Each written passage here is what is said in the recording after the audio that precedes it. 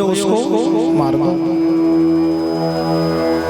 काय को पुत भयो, तुरंत पुतना नीचे आई, सुंदर छैल छबीली रूप धारण करके जिस ओर सभी बधाई देने जा रही थी उसी झुंड में मिल करके पुतना मौसी भी कंसेन प्रहिता घोरा पूतना बाल घातिनी शीर्षोच्चार निघ्नहन्ति पुरग्रामा प्रजादिषु। पुतना मौसी भी उसी रास्ते चल पड़ी। जैसे ही पुतना मौसी नंद भवन के पास पहुंची, यशोदा मैया को प्रणाम किया। अरे बहन प्रणाम। यशोदा बहन सोचने लगी। पुतना ने कहा मुझे नहीं पहचाना। यशोदा मैया सोचने लगी। पुतना ने कहा कि मैं तुम्हारी बहन हूं। अब और चक्कर में पड़ गई यशोदा मैया, ये कहां की बहन, किसकी बहन। फिर भी सोचने लगी कि अगर मैं पूछ दूं कि तुम हमारी कौन सी बहन हो, किसकी लड़की हो, तो न जाने ये बुरा मान जाएगी और खुशी के क्षण में कोई बुरा मान जाए, ये अच्छी बात नहीं। चलो ये बधाई दे करके आएगी, फिर इससे बैठ करके बातें करूंगी, पूछूंगी कि भाई कौन हो, हमारी मामा की लड़की हो कि बुआ की लड़की हो, कौन हो। पुतना ने पूछा लल्ला कहाँ है। यशोदा मैया ने बता दिया वो पालने में सोया है। पुतना पालने की ओर चल पड़ी। जैसे ही पुतना पालने की ओर चल पड़ी, भगवान ने तिरछी निगाहों से देखा। पुतना को देखते ही भगवान ने आंखें बंद कर दी। आंखें क्यों बंद की? तो यहाँ अनेक संतों ने अपनी अपनी महिमा गाई। भगवान ने इसलिए आंखें बंद की क्योंकि भगवान ने सोचा कि मैं यहाँ आया हूँ गोकुल में, ब्रज में माखन मिश्री का आनंद लेने, और अभी तक हमने माखन मिश्री का आनंद भी नहीं लिया कि पुतना मौसी आ गई, जहर पिला। और जहर पीने का काम हमारे भोले बाबा का।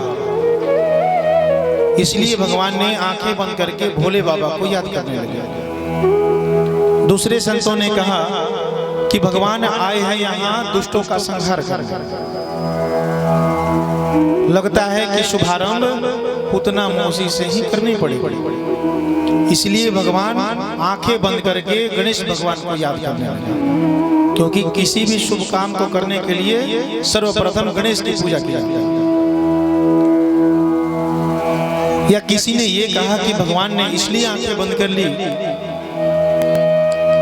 क्योंकि भगवान तो मायापति हैं और मायापति के आगे किसी की माया चलने वाली नहीं है।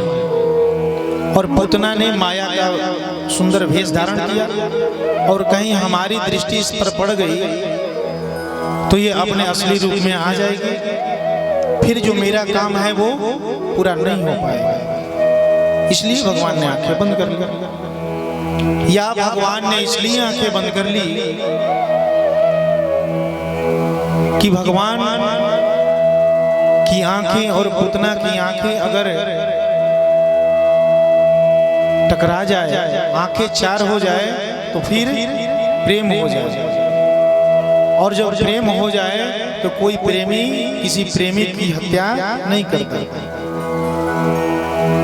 मारना कठिन हो जाएगा।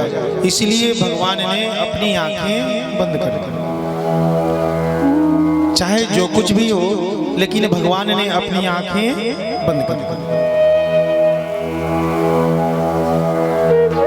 पुतना जैसे ही पालने के पास पहुंची, देखा लल्ला सो रहा है। पुतना मौसी ने लल्ला को गोद में उठाया, दुग्ध पान कराने लगी। जैसे ही दुग्ध पान कराने लगी, भगवान पुतना मौसी के दूध पीने लगे। तो सबसे पहले भगवान ने उसके विष को पिया। जब पूरा विष खत्म हो गया, तब प्रभु ने दुग्ध पान करना प्रारंभ किया। जब सारा दुग्ध भी खत्म हो गया तब भगवान ने धीरे से उसके रक्त को पीना प्रारंभ कर दिया। जब भगवान पूतना मौसी के रक्त पीने लगे, पूतना को दर्द होने लगा। सोचने लगी ये क्या हो रहा है मुझे। कुछ सोच पाती कि दर्द इतनी तेजी से बढ़ी कि पूतना मौसी चिल्लाने लगी, गाढ़ं कराभ्यां भगवान प्रपीडयत् प्राणौषमं रसमन्वितो अपीवत् सा मुञ्च मुञ्चालमेति प्रभासिणीं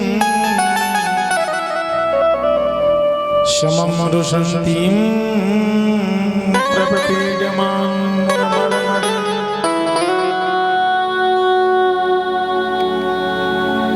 पूतना मौसी को जोरों का दर्द हुआ। मुंच मुंच बेटा मुझे छोड़ दो। लेकिन भगवान कहाँ छोड़ने वाले। हमारे प्रभु जल्दी किसी को पकड़ते नहीं और जब पकड़ लेते हैं तो किसी को जल्दी छोड़ते भी। भगवान ने कहा मौसी मैं जल्दी किसी को पकड़ता नहीं और जब पकड़ लेता हूँ तो छोड़ता नहीं। पूतना मौसी छुड़ाने का प्रयत्न करती है लेकिन भगवान छोड़ने वाले नहीं हैं। पूतना मौसी प्रभु को अपनी गोद में लिए आकाश मार्ग से भागने लगी। अभी कुछ ही दूर गई थी कि पूतना मौसी के सारे रक्त को प्रभु ने पान कर लिया। जैसे ही पूतना का शरीर का रक्त समाप्त हुआ, पूतना का विशालकाय शरीर नीचे पृथ्वी पर धम्म से गिर गया। जैसे ही नीचे गिरा 6 कोस के जितने भी वृक्ष थे सब के सब टूट गए। पूतना का इतना विशाल शरीर। पद्मानो अपि ददेहं स्त्रीं गभयोतिं अन्तर्द्रुमां चूर्णयामास राजेन्द्रः मसदासीत् तदभुतम्। 2 कोस के जितने भी वृक्ष थे सबके सब टूट गए। पूतना मौसी गिर करके तो मर गई लेकिन भगवान उसके उदर पर क्रीड़ा करने लगे। लेटे लेटे हाथ पैर चलाने लगे। जब धम की आवाज आई जसोदा मैया भागी। सबसे पहले पालने को देखा, पालने में लल्ला नहीं। जसोदा मैया घबराई, तुरंत भागी, मेरा लल्ला किधर गया। चारों तरफ ढूंढने लगी। किसी ने कहा मैया इधर से आवाज आई। सभी भागे भागे गए। देखा पूतना मौसी का विशाल शरीर तो पड़ा है लेकिन हमारे लल्ला किधर गया। एक ने देखा लल्ला तो पूतना के उदर के ऊपर लेटा लेटा हाथ पैर चला रहा। अब उसे नीचे कैसे उतारा जाए तो सबने किसी तरह से पूतना मौसी के उदर से नीचे उतारा। दौड़ करके जसोदा मैया ने लल्ला को गले से लगाया। सोचने लगी, देखने लगी मेरा लल्ला ठीक तो है। अच्छा ये पूतना लल्ला को लेकर के कैसे भागी और भागी तो ये गिर करके मर कैसे गई। एक ने कहा लगता है मैया ये लल्ला को लेकर के भाग रही होगी, ठोकर लगी सो धम से गिर करके मर गई। यशोदा मैया ने कहा ठोकर खाकर के गिरी होती तो मुंह केवल गिरती, लेकिन देखो ये तो चीत लेटी हुई है। सब अपनी अपनी बुद्धि लगाने लगे भाई कैसे पूतना मरी। लेकिन यशोदा मैया तुरंत लल्ला को लेकर के नंद भवन में वापस आती हैं। भगवान को गोमूत्र से स्नान कराती हैं। गोमूत्रेण स्नापित्वां पुनर्योजसाह कर्मम्। जब भगवान पर विपत्ति आती है तब यशोदा मैया उनको गोमूत्र से स्नान कराती है। गोमूत्र से स्नान कराने के बाद गौ के पूंछ से ही गोमूत्र के द्वारा झाड़ा भी लगाती है। इंद्रियाणि हृषीकेश प्राणां नारायण भवन श्वेत पतितां निश्चितं मनोजोगेश्वर भवतु। ये मंत्र के द्वारा यशोदा मैया ने भगवान को झाड़ा लगाया। ये गोमूत्र से, गाय के पोष से झाड़ा क्यों लगाया जाता है? क्योंकि जो छोटे बच्चे पर आला बला हो वो तुरंत दूर हो जाता है। उसी समय जैसे ही नंद बाबा गोकुल पहुंचे, रास्ते में थे, उसी समय गोकुल के बाल ग्वाल पहुंच जाते हैं। अरे नंद बाबा, आपको पता नहीं, आप मथुरा गए थे लेकिन गोकुल में गजब हो गया। एक बहुत बड़ा संकट आया था। सुनते ही नंद बाबा घबराए। वासुदेव जी ने ठीक कहा। अच्छा, क्या हुआ? कोई गड़बड़ तो नहीं हुई?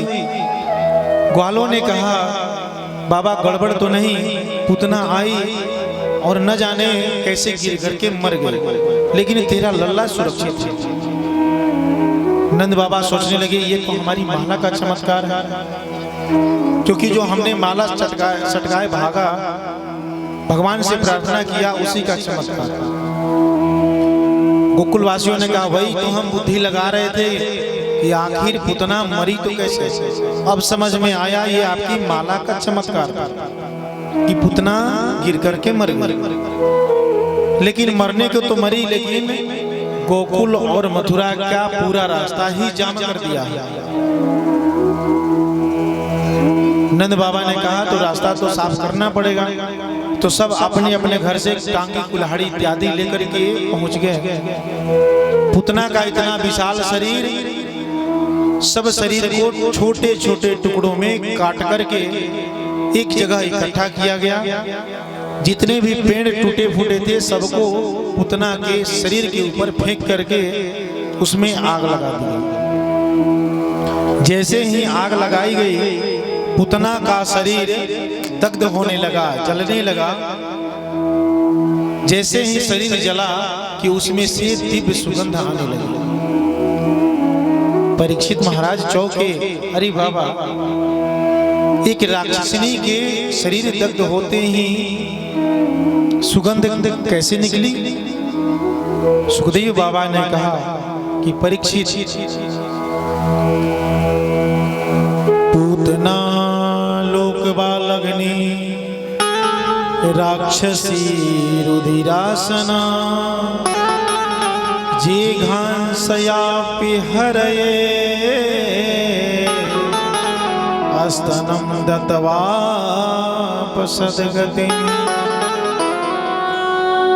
सुखदेव बाबा ने कहा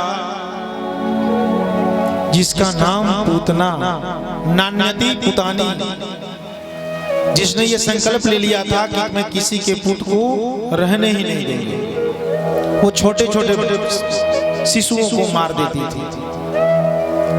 काम अच्छा नहीं, नाम भी अच्छा नहीं। राक्षसी रुधिरासना, वो रक्त पीती थी, तो भोजन भी अच्छा नहीं था। न नाम अच्छा, न खानदान अच्छा, राक्षसी कुल की थी। न भोजन अच्छा था, न स्वभाव अच्छा। कुछ भी अच्छा न होने के बावजूद भी भगवान दत्तवा सदगति, भगवान जिसको सदगति देने का मन बना ले तो कोई न कोई बहाना जरूर ढूंढ ही लेते। राक्षसी थी, भोजन अच्छा नहीं था, फिर भी कुछ भी अच्छा न होने के बावजूद भी भगवान ने पूतना को सदगति दी, क्योंकि भगवान ने कहा कि जैसी भी हो, लेकिन इसने हमारी माँ जसोदा के समान ही हमें दुग्ध पान कराया। जब मैंने इसका दूध पिया तो इसकी गति हमारे माँ के समान ही होनी चाहिए। तो भगवान जिसको सदगति देने लगे तो कुछ न कुछ बहाना ढूंढ ही लेते। जन अवगुण प्रभु मान न काऊ, जन अवगुण प्रभु मान न काऊ, जन अवगुण प्रभु मान न काऊ, जन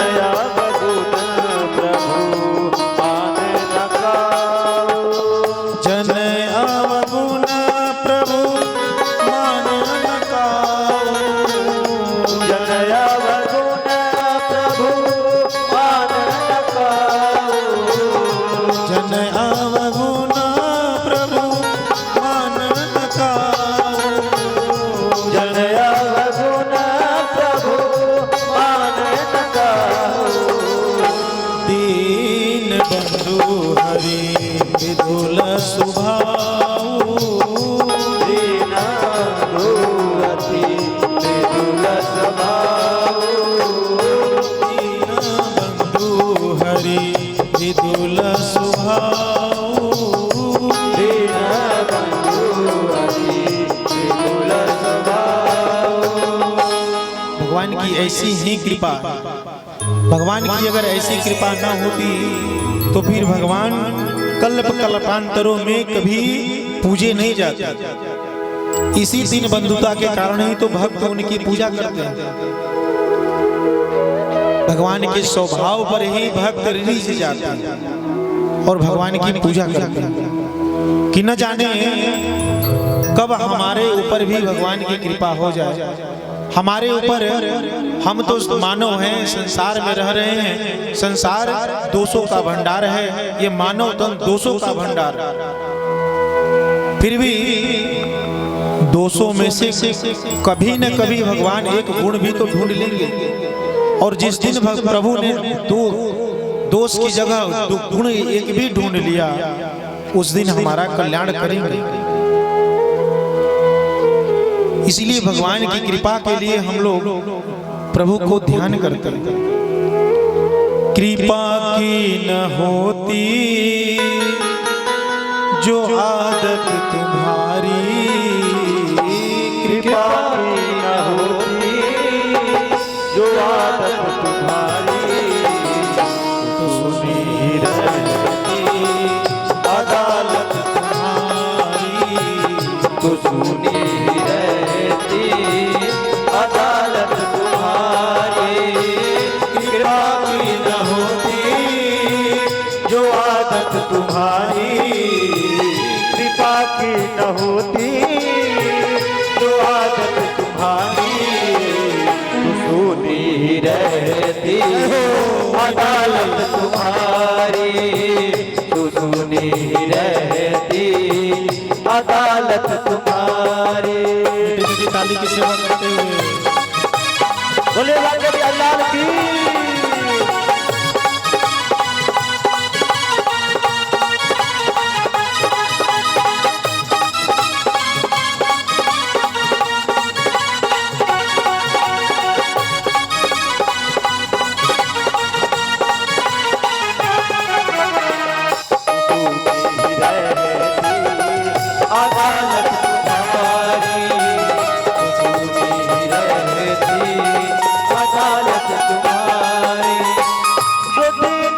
दिल में जगह तुम न पाते तो किस दिल में होगी हिफाजत तुम्हारी, तो किस दिल में होगी हिफाजत तुम्हारी।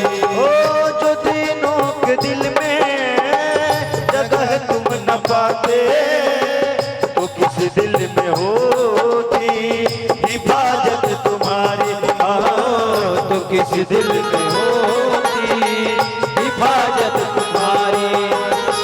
कृपा की न होती ये हो जो आदत तुम्हारी, कृपा की न होती जो आदत तुम्हारी, तो सुनी रहती अदालत तुम्हारी, सुनी रहती अदालत तुम्हारी।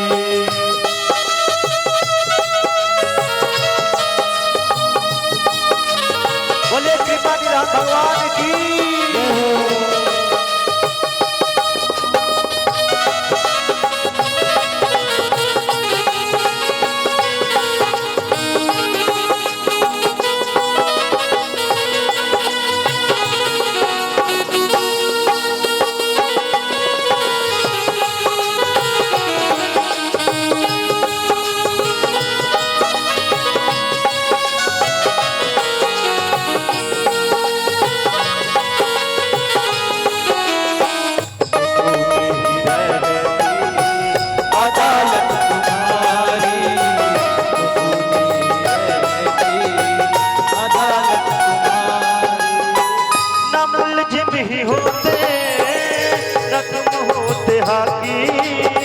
न हर घर में होती इबादत तुम्हारी, न हर घर में होती इबादत तुम्हारी।